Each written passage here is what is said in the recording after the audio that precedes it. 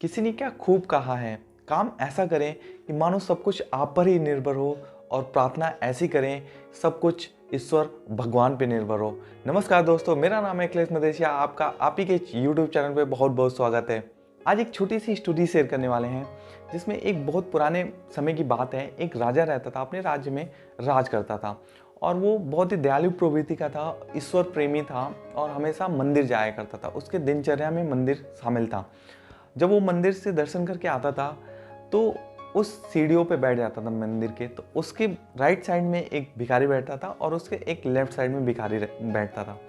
तो जो right side वाला भिखारी था वो हमेशा प्रेयर करता रहता था कि हे प्रभु, हे ईश्वर, हे भगवान, आपने इस राजा को इतना दिया, थोड़ा सा मुझे भी दे दो। और जो लेफ्ट साइड वाला भिखारी था वो प्रेयर करता था। वो क्या प्रेयर करता था? वो राजा से प्रेयर करता था।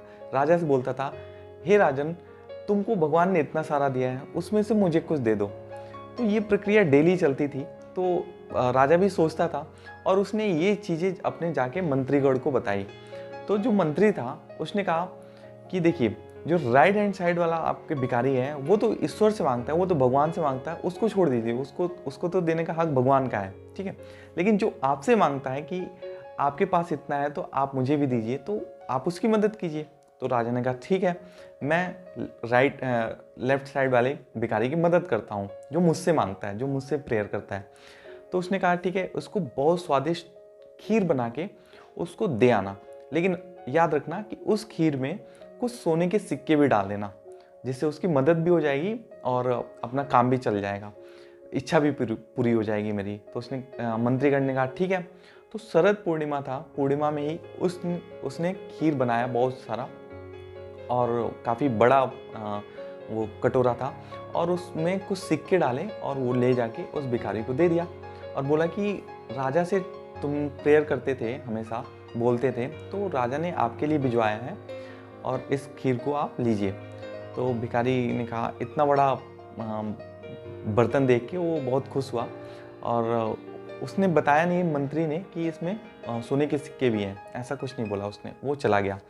अब ये जो खीर था, दूसरे वाली भिखारी को बोला कि देखो, तुम्हारे ईश्वर ने क्या दिया, तुम्हारे भगवान ने क्या दिया। उसको टोन मारने लगा, ठीक है, उसको टेंज करने लगा। लेकिन मैंने राजा से बोला और राजा ने मेरी हेल्प की और मुझे आज खीर मिला है। तो वो खीर पी के, थोड़ा बहुत ज़्यादा खीर था तो थोड़ा सा पिया उसने और उसका मन भर गया, पेट भर गया। तो उसने कहा इतना खीर है तो क्या करूँ, मैं फेंकूँगा तो नहीं, क्योंकि फेंकने से अच्छा है इस दूसरे वाले को मैं दे दूँ। तो उसने क्या किया, उसको दे दिया। कहा कि लो, तुम्हारे भगवान ने तो कुछ नहीं दिया, लेकिन हाँ, मेरे राजा ने दे दिया और तुम भी इसको लो। और वो भिखारी वहाँ से जो पी के चला गया। और जो दूसरा भिखारी था, जब उसने खीर पिया तो देखा कि अंदर सोने के सिक्के पड़े हुए। तो वो सिक्के लिया और वहाँ से चलता बना। अब क्या हुआ, सुबह सुबह राजा आए तो देखे कि राइट हैंड साइड वाला जो भिखारी था वो तो वहाँ से गायब था, है नहीं। दर्शन करने के बाद आए तो लेफ्ट साइड वाले भिखारी से पूछे कि तुमको कुछ मैंने भेजा था। तो उसने कहा हाँ जी हुजूर, आपने भेजा था और वो खीर बहुत ही स्वादिष्ट था, उसके लिए मैं आपका बहुत बहुत धन्यवाद करता हूँ। जब ये बातें बोली तो राजा ने कहा कि और कुछ नहीं मिला उसमें। तो भिखारी ने कहा नहीं, उसमें तो बहुत सारा खीर था, ठीक है, मैंने जितना पिया और फिर मैंने दूसरे वाले को दे दिया। तो कहा कि सही, सच बात है।